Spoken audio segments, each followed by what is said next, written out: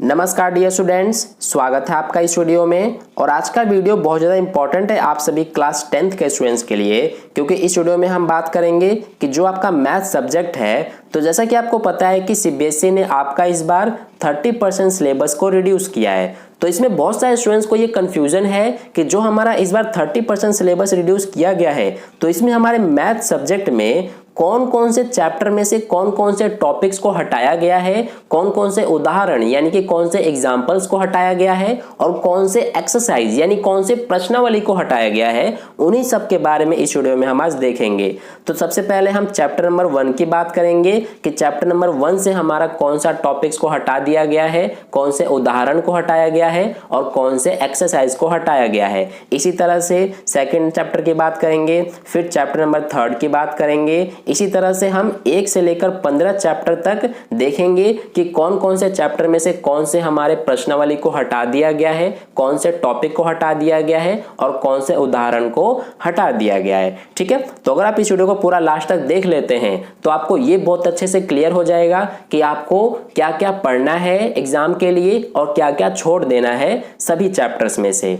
ठीक है, तो चलिए स्टार्ट करते हैं इस वीडियो को। तो सबसे पहले यहाँ पर मैं आपको एक बात बता दूं कि जितने भी इस वीडियो में आप टॉपिक को देखेंगे या फिर जितने भी एग्जाम्पल्स या फिर एक्सरसाइज को देखेंगे, तो ये सभी क्या होंगे कि जो आपके सिलेबस से बाहर होंगे। यानी कि ये मैंने क्या लिखे हैं कि जितने भी आपके सिलेबस में नहीं आएंगे वो सभी यहाँ पर मैंने आपके लिए लिखा हुआ है। तो जितने भी आप इसमें टॉपिक्स, एग्जाम्पल्स या फिर एक्सरसाइज को देखेंगे तो ये सभी आपको नहीं पढ़ना है। ठीक है, तो देखिए सबसे पहले मैं बात करता हूं जो हमारा चैप्टर नंबर 1 है इसके बारे में, जिसका नाम है वास्तविक संख्याएं।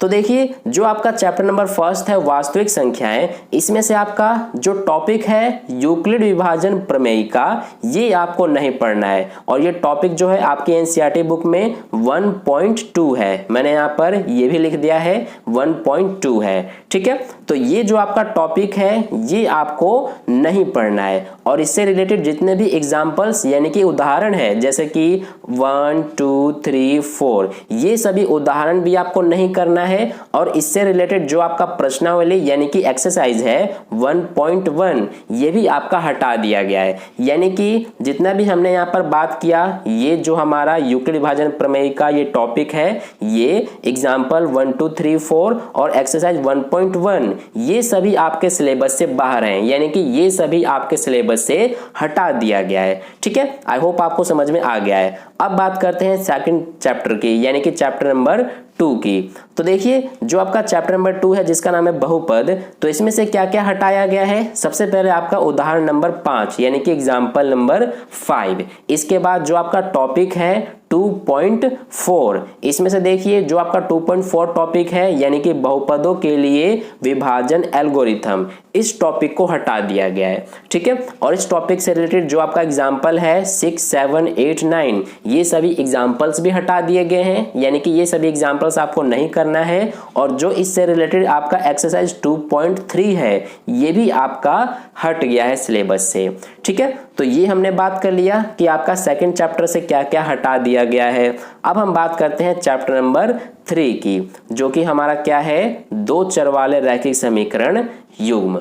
तो देखिए इस चैप्टर से आपका क्या हटाया गया है, जो आपका टॉपिक है 3.4.3 यानी कि वज्र गुणन विधि, जो हमारा क्रॉस मल्टीप्लिकेशन मेथड है, वो आपका हटा दिया गया है। ठीक है, यानी कि इस चैप्टर में आपका इस टॉपिक से रिलेटेड जितने भी क्वेश्चंस होंगे वो आपको नहीं करने हैं। और इस टॉपिक से रिलेटेड जो आपका एक्सरसाइज है एक्सरसाइज 3.5, ये आपको नहीं करना है। हालांकि इस एक्सरसाइज को आप कर सकते हैं, लेकिन आप इस विधि से नहीं करना। जो वज्र गुणन विधि है इस विधि से आप नहीं करना, आप कोई दूसरा विधि जो कि विलोपन और प्रतिस्थापन विधि है, उन दोनों विधियों से कर सकते हैं। ठीक है, यानी कहने का मतलब ये है कि आपका चैप्टर नंबर 3 से जो वज्र गुणन विधि है ये आपका हटा दिया गया है। ठीक है, तो चैप्टर नंबर 3 से आपका यही हटाया गया है। अब बात करते हैं चैप्टर नंबर 4 की। तो चैप्टर नंबर 4 में जो हमारा द्विघात समीकरण है चैप्टर का नाम, इसमें देखिए जो हमारे वर्ड प्रॉब्लम से रिलेटेड क्वेश्चंस हैं ये सभी हटाए गए हैं। ठीक है, अब वर्ड प्रॉब्लम से रिलेटेड जो क्वेश्चंस हैं जैसे कि जो आपका एक्सरसाइज 4.3 है, इसमें आपका जो क्वेश्चन नंबर 5 से लेकर 11 है ये सभी आपके वर्ड प्रॉब्लम से रिलेटेड क्वेश्चंस है, यानी कि ये सभी क्वेश्चंस आपके नहीं आएंगे। इस तरह के जो क्वेश्चंस होते हैं वर्ड प्रॉब्लम से रिलेटेड वो सभी नहीं आएंगे। इसी तरह से जो हमारा एक्सरसाइज 4.4 है इसमें भी वर्ड प्रॉब्लम से रिलेटेड क्वेश्चन है, जैसे कि 3 से लेकर 5 तक क्वेश्चंस हैं, ये सारे वर्ड प्रॉब्लम से रिलेटेड क्वेश्चन है, तो इनको आप छोड़ सकते हैं। ठीक है, इससे रिलेटेड क्वेश्चन आपके एग्जाम में नहीं आएंगे। तो ये हमने बात कर लिया चैप्टर नंबर 4 की। अब बात करते हैं चैप्टर नंबर 5 की, जो कि हमारा समांतर श्रेणी है।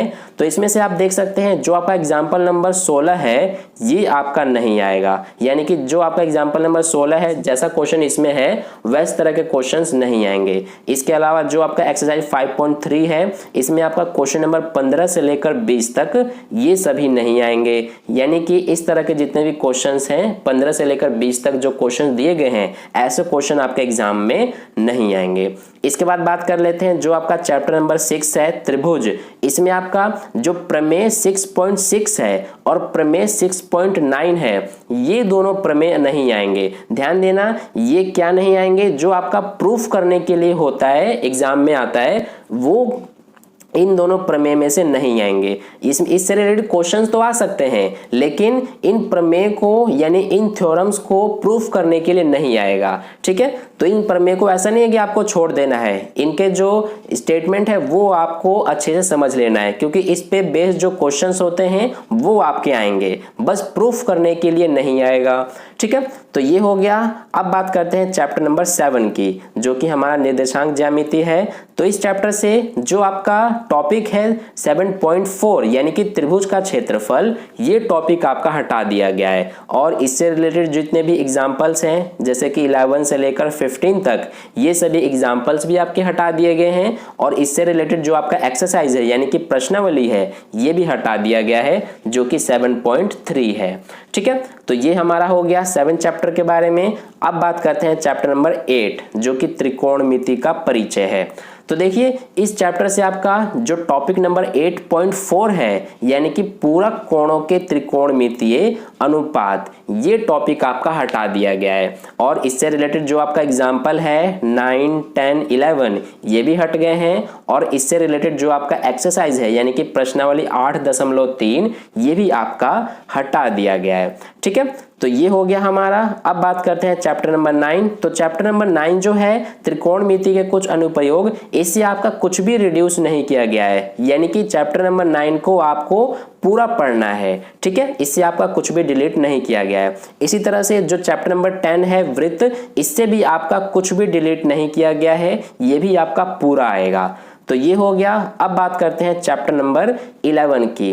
तो देखिए चैप्टर नंबर 11 जो कि रचनाएं हैं, तो इसमें जो आपका रचना 11.2 है, जो आपके एनसीईआरटी बुक में रचना 11.2 है, ये आपका नहीं आएगा। इससे रिलेटेड जो क्वेश्चन है वो आपके नहीं आएंगे एग्जाम में। इसके अलावा जो आपका एग्जाम्पल 1 और 2 है ये भी नहीं आएंगे और इसके अलावा जो एक्सरसाइज 11.1 है इसमें आपका पहले क्वेश्चन को छोड़ के जो 2 से लेकर 7 तक क्वेश्चन है ये सभी नहीं आएंगे, यानी कि इससे रिलेटेड जो क्वेश्चन होते हैं वो नहीं आएंगे। बाकी जो आपका एक्सरसाइज 11.2 है वो पूरा आएगा और एक्सरसाइज 11.1 का जो फर्स्ट क्वेश्चन है वो भी आएगा, बस 2 से लेकर 7 तक क्वेश्चन नहीं आएंगे।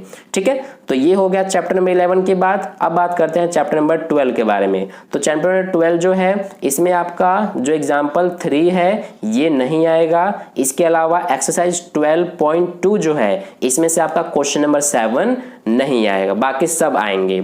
ठीक है, तो ये हो गया। अब बात करते हैं चैप्टर नंबर 13 की। तो इसमें से आप देख सकते हैं जो आपका टॉपिक नंबर 13.5 है यानी कि शंकु का छिन्नक, तो ये वाला टॉपिक आपका हट गया है और इससे रिलेटेड जो आपका एग्जाम्पल है 12, 13 और 14 ये सभी हट गए और जो आपका एक्सरसाइज 13.4 है ये भी हट गया। यानी कि जितने भी क्वेश्चंस जो होते हैं जो शंकु के छिन्नक से रिलेटेड होते हैं वे सभी नहीं आएंगे। ठीक है। इसके बाद बात करते हैं जो आपका चैप्टर नंबर 14 है। इसमें आप ध्यान देना, जो आपका पग विचलन विधि है यानी कि स्टेप डेविएशन मेथड, ये मेथड आपका हट गया है। ठीक है, यानी कि पग विचलन विधि को आपको नहीं सीखना है, इससे रिलेटेड जो क्वेश्चन होते हैं वो आपके एग्जाम में नहीं आएंगे। तो ये हमने बात कर लिया। और इसके अलावा जो दूसरा टॉपिक है यानी कि टॉपिक नंबर 14.5 जो कि संचयी बारंबारता बंटन का आलेखीय निरूपण, ये आपका नहीं आएगा। ठीक है, और इससे रिलेटेड जो एग्जाम्पल 9 है ये नहीं आएगा, और एक्सरसाइज 14.4 ये पूरा नहीं आएगा। ठीक है, अब इसके बाद जो लास्ट चैप्टर है हमारा, चैप्टर नंबर 15 प्रायिकता, इससे आपका कुछ भी डिलीट नहीं किया गया है, यानी कि चैप्टर नंबर 15 आपका पूरा आएगा। तो ये हमने बात कर लिया कि आपका जो सिलेबस है इसमें आपके कौन से चैप्टर में से कौन कौन से टॉपिक को और कौन कौन से एग्जाम्पल और कौन कौन से एक्सरसाइज को हटा दिया गया है।